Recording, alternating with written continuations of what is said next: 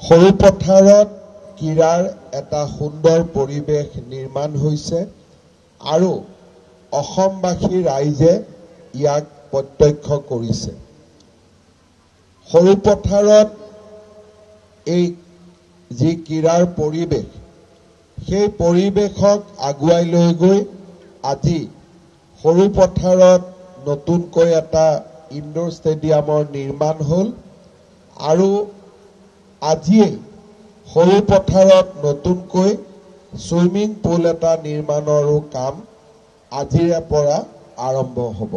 সৰু পথাৰত ৰাজ্য চৰকাৰৰ দ্বাৰা ইতিমধ্যে লভলীনা বৰগোহাঁই ক্ৰীড়া প্ৰকল্পৰ নিৰ্মাণৰো কাম দ্ৰুত গতিত চলি আছে।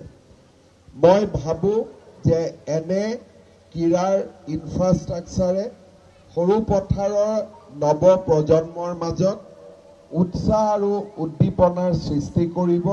সৰু পথাৰৰ পৰা অসম, ভাৰত আৰু আন্তঃৰাষ্ট্ৰীয় পৰ্যায়ৰ খেলুৱৈ আমাৰ নিৰ্মাণ হ'ব।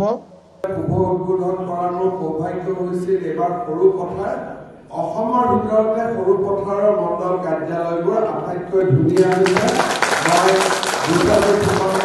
ধন্যবাদ জনাইছো আৰু লাহে লাহে আপোনালোকে বিধানসভা ইলেকশ্যনৰ বাবেও ৰেডি হৈ যাওক। সেইটো লগত অনুৰোধ জনাই মই মোৰ বক্তব্য সামৰণি মাৰিছো। ধন্যবাদ।